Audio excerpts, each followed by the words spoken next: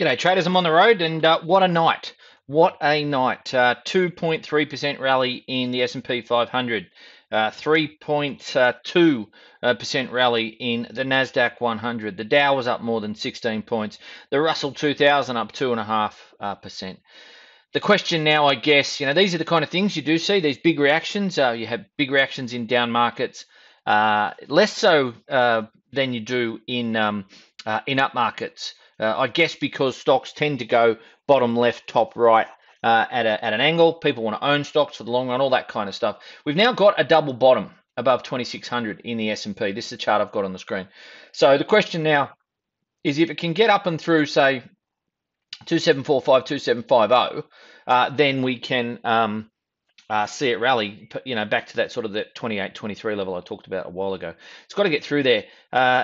It's an interesting thing. Jay Powell didn't say anything fresh last night.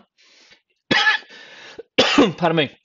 If you've been watching this video and reading my stuff, you wouldn't have been surprised at what Jay Powell said.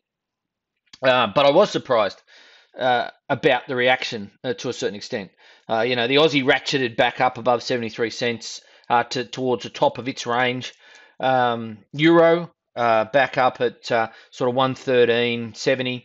Not exactly the top of its range, but certainly stronger, about 0.8 on the day. Kiwi up near 69, but they didn't break. They didn't break their ranges, which I guess is my key theme. From a stock market point of view, if President Xi and President Trump can come to a deal, well, then there's every chance we could get a rocketing rally and Santa Claus will come early next week. The fact that oil utterly capitulated had no resonance with the bulls last night. So it feels and looks like a squeeze.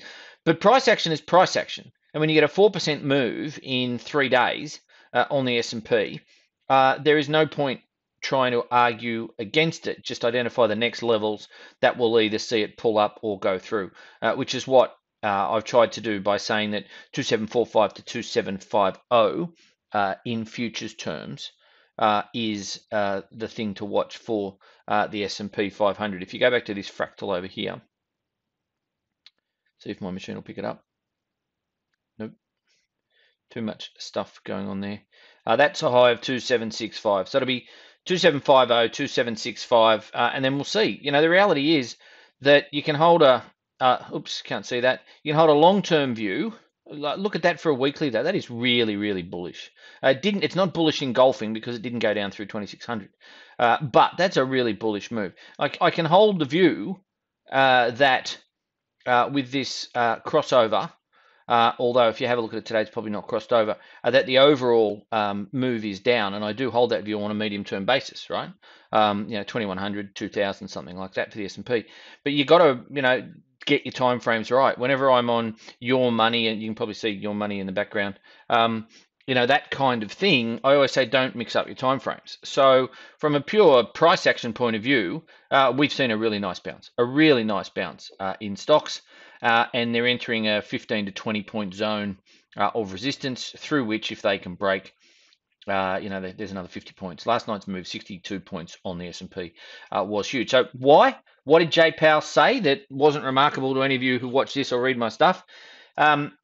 He said that interest rates are still low by historical standards and they remain just below the broad range of estimates. So the headline writers said just below. Powell says just below. They're obviously trying to trigger. And the journos are doing this, folks. Right? I write for Business Insider, so I'm not dissing journos per se, but these headlines, Mark Chandler called somebody out on Twitter for this. These headlines at the moment are being written to maximize the algos. And why wouldn't you? That's what people do. But I've seen it in some other markets too over the last few months. The headlines are being maximized. There was one the other night in about Italian bonds where Forex Flow called it out for being written to move the market. And so I'm convinced that that's what's going on. So what does that mean? I had 300 odd people. Thanks for filling out my survey, those of you who did.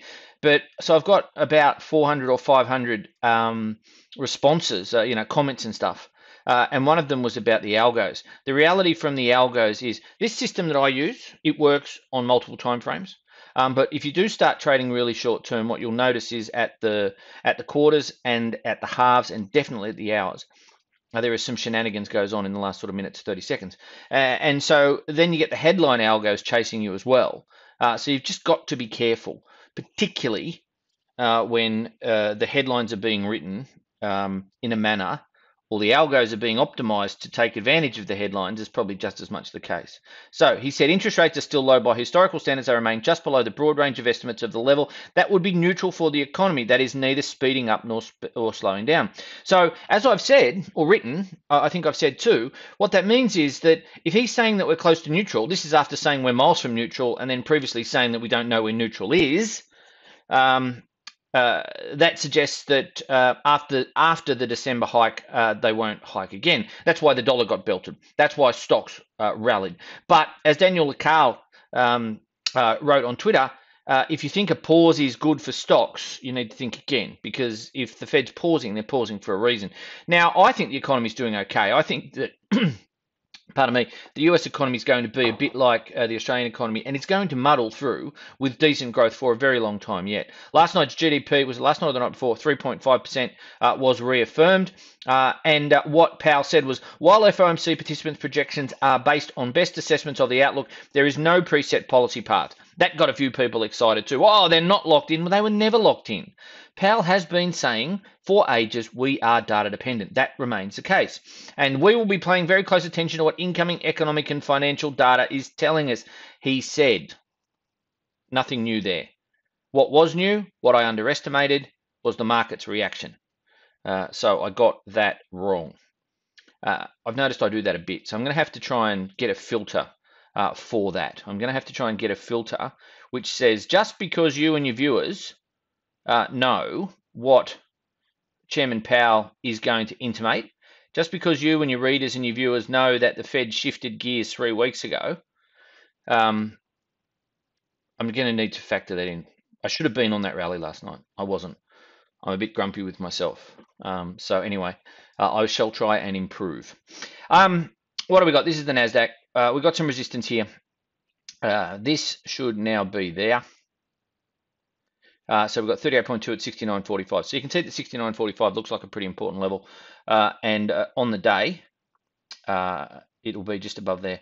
That line's 69.74. So there's a 30-point gap between the 38.2% retracement and the trend line. If it can get up and through there, don't forget this is in futures terms. If it can get up and through there, then it can really run. If it can't, then we would turn lower again. Remember what I say, that's a kind of tentative trend line. Now it's had a few touches right up the top, but it's not overly excited. Now our market here in Australia, speaking of trend lines, is up and through 57.65. So yesterday I think I wrote 56.65, 57.75, 100 points. Now that it's there, the energy sector obviously under a little bit of pressure, but then when you get to 58.07, if it can get up and through 58.07, there's another 150 points there for you. So, you know, the MACDs are coming together. The setup's there for it. Next target, 58.07. If it can hold above that, it can run. I've been looking the other way on this one, so take what I say with a grain of salt. Now, the DAX, which I haven't even looked at the chart today, the DAX is still not up and through. These are futures, don't forget. So they got to participate while the US was getting excited for the most part. So for me, it's still 11.7 for the DAX. It's still got to get up and through 11.7 to get me more positive. But you can see that trend line there. If it gets up and through there, and remembering that's the futures, then we can get a run. Now let's go to foreign exchange land. Let's have a look at this big outside day. Bearish engulfing. Start again, Greg. The DXY is bearish engulfing. The euro is bullish engulfing. Now, you'll notice I've taken everything off. And the reason I took all the lines and all that kind of stuff off was because I wanted to just get back and have a look at what that chart looks like. Now, if you just take everything off, now I haven't taken everything off because I've still got my standard indicators. I've still got my Jimmy R, which is the 30-day and the 15-day. I've still got the Bollinger Bands. I've still got my 200, not that I ever use it, but, you know, it's still there. I've still got my stochastics and the RSI. I've still got my MACD. Still got the volume. What do you see when you look at that chart? It's always good to go back to basics. Well, what I see two boxes, two Davis boxes. One is 600 big figures. It's 112 to 118 roughly. The other 3 big figures. So sorry, six big figures, 3 big figures. Is this inside one here? Now you could probably argue that potentially if you get a move through 115, that's a shoulder, that's a head, that's a shoulder, and you get a run to 118. That's potentially the case. 115.85 is the 61.8% retracement of this move lower. Remembering that that was the misinterpretation of the September Fed hike, if I recall. And so on that basis, we've got a potential setup for a huge, huge rally. So we'll see what kind of day we get followed up. There is some interesting data on personal income and spending tonight in the United States, which is going to be really very important. But think about it in those terms. 112, 115, 112, 118 overall. And then if you have a look at the weeklies, then the weeklies would suggest that this is a sell-on rallies market as opposed to a buy the dip. But that is a question for how you trade and how you want to approach it. Dollar yen backed off 114.50 again. Didn't get there, of course, but that that's pretty indecisive. But suggests to me that we get a move back down towards sort of 113.80. This trend line here, which is starts there, had a touch there, had a touch there, reasonable trend line, is about 112.85 to 113. So my sense is that we get a test back towards there, and we'll see how it looks. Then, in terms of sterling, Mark Carney basically said that a no-deal Brexit would be an absolute catastrophe for the UK economy, and I think that we all know it would be. This deal may be the worst possible world if you're a Remainer or a Brexiteer, because it's nowhere, it's kind of in the middle.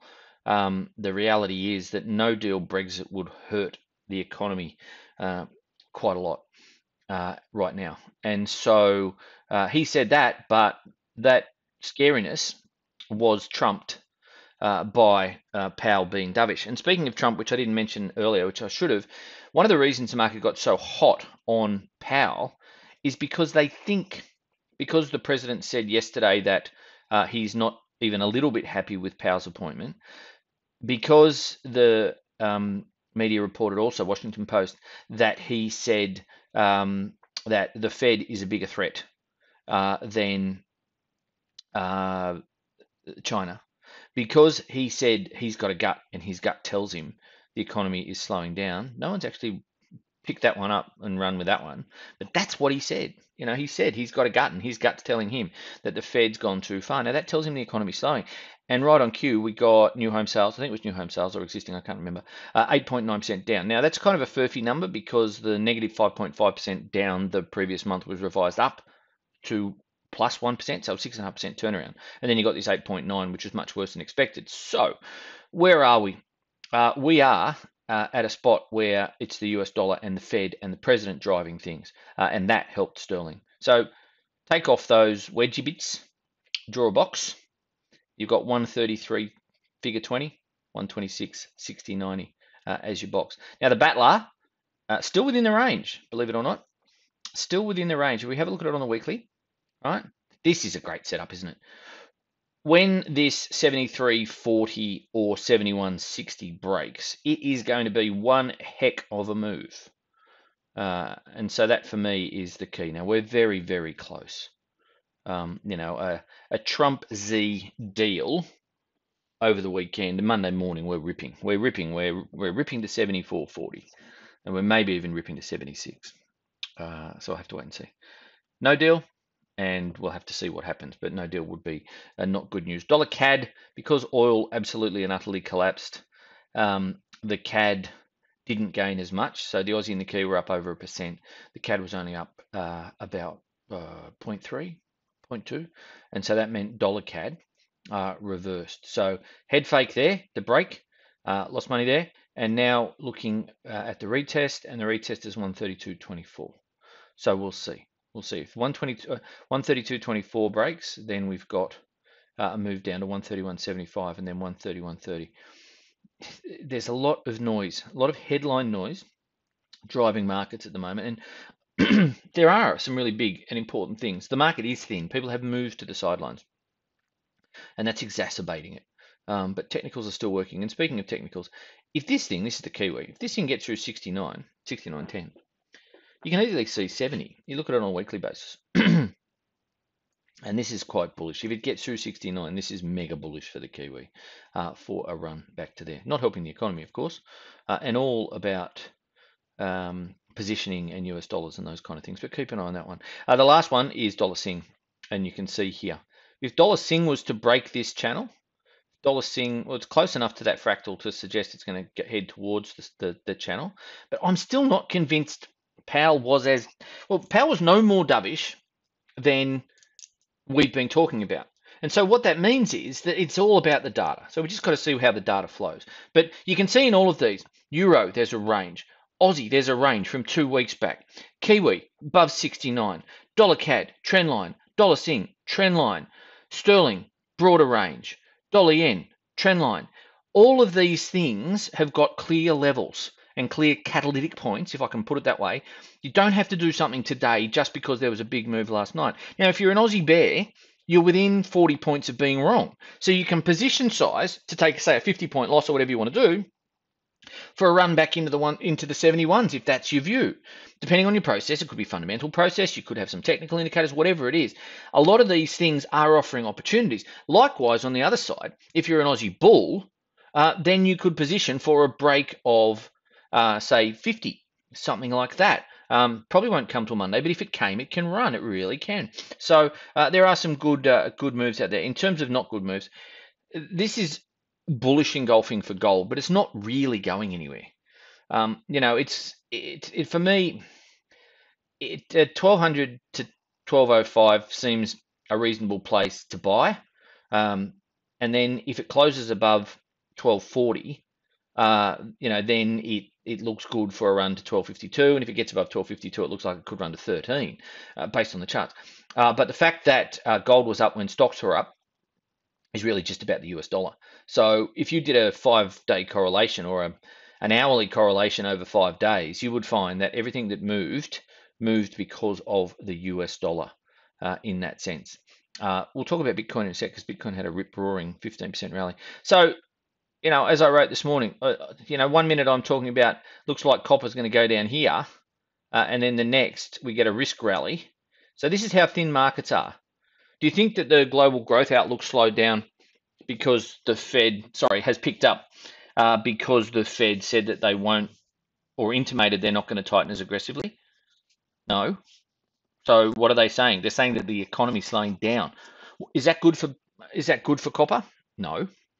China is under pressure. Is that good for copper? No. Is it the end of a trade war good for copper? Yes. But that's a US dollar move.